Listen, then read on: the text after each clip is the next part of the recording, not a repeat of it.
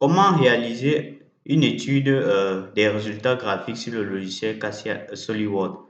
Dans cette vidéo, je vais vous montrer comment vous pourrez afficher les courbes de chaque mouvement. Vous pourrez par exemple faire de telles animations pour voir la vitesse du mouvement,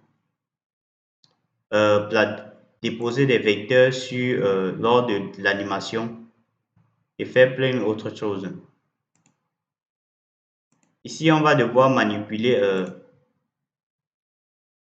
résultats graphiques. Vous pourrez par exemple apprendre à trouver les déplacements des accélérations, à trouver les forces, les quantités de mouvements, même autres. Vous pouvez trouver les tangentes des Ralex, Rolex et plein d'autres choses.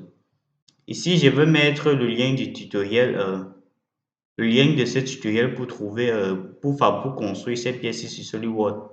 Je vais mettre le lien de cette vidéo en description. N'hésitez pas de regarder juste à la fin pour pouvoir mesurer les paramètres selon votre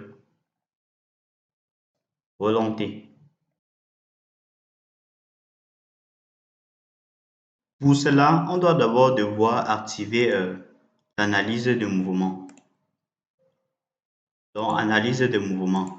Si vous ne trouvez pas analyse de mouvement à ce niveau, vous venez juste au niveau de complément SolidWorks. Vous pouvez activer SolidWorks Motion. Une fois cela réalisé, vous pouvez voir l'animation de notre entité. Par la suite, vous allez venir au niveau des résultats et graphes. Vous allez cliquer dessus, puis venir au niveau de sélectionner une catégorie. Par exemple, je vais commencer par les déplacements, l'accélération et la vitesse. Puis ici, je vais sélectionner une sous-catégorie. Je vais par exemple mesurer la vitesse linéaire. Puis je vais par exemple prendre ici la vitesse, la composante radiale. Ici, comme point que je souhaite mesurer, je peux prendre n'importe quel point. Je vais prendre par exemple ce point-ci. Puis je vais venir ici, cliquer sur ajouter à un graphe existant. Donc, cliquer sur un nouveau graphe, créer, puis cliquer sur afficher en tant que vecteur dans la fenêtre graphe. Une fois tout cela fait, je valide. Vous voyez directement comment la flèche s'affiche. Et en voilà notre vitesse linéaire. Puis je n'aurai qu'à venir ici faire l'animation. Vous pourrez voir comment ça se déplace.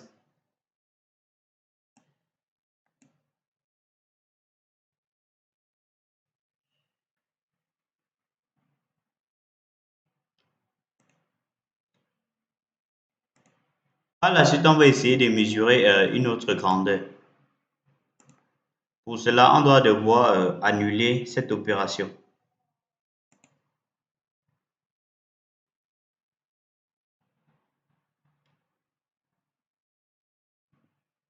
Vous pouvez voir. On va cliquer sur arrêt. Puis on va à nouveau venir sur résultats et graphes. Cette fois-ci, on va sélectionner, par exemple, on va sélectionner le déplacement et vitesse. Puis on va cliquer sur position du centre de gravité. Ici, on va sélectionner le composant suivant Y. Ici, on va sélectionner cette pièce-ci. Vous pouvez observer le centre de gravité de cette pièce-là. Puis, on va venir cliquer sur créer un nouveau graphe. Puis, venir sur afficher en tant que vecteur. On clique sur OK. Vous pouvez voir le graphe et la durée de chaque événement. Vous pouvez voir que ça va faire un mouvement oscillant. Vous allez venir cliquer sur calculer. On calcule à nouveau.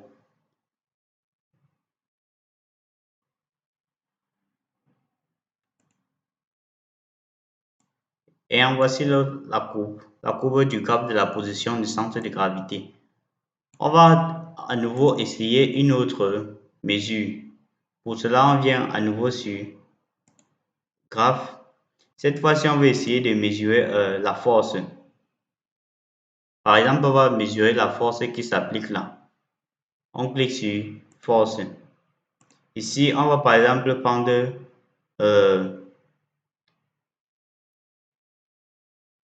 la force moteur.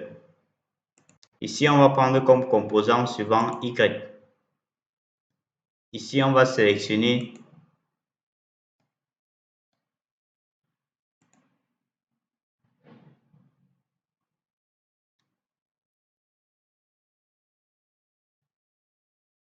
Ici, on va prendre comme couple moteur, on prend composant selon amplitude, puis on va sélectionner un point à ce niveau.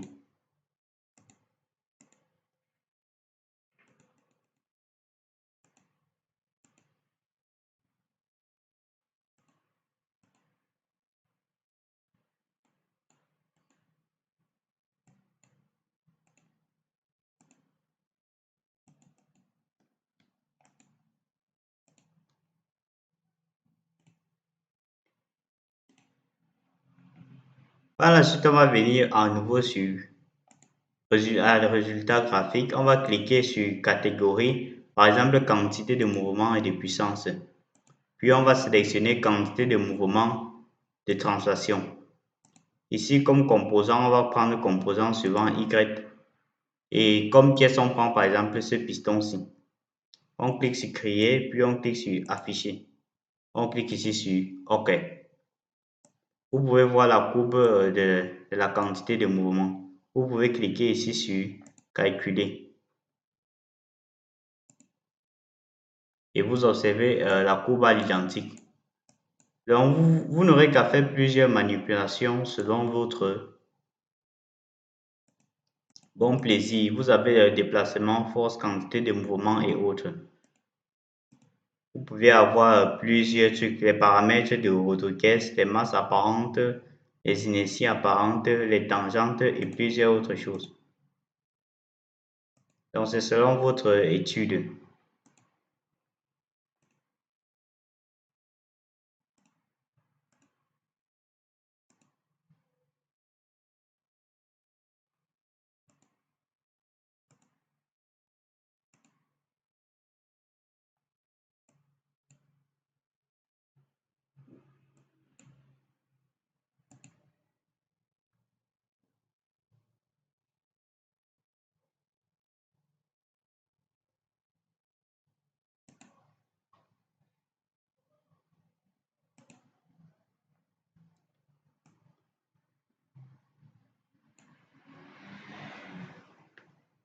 Si ce tutoriel vous a plu, n'hésitez pas à liker, à poser vos questions en commentaire et à vous abonner.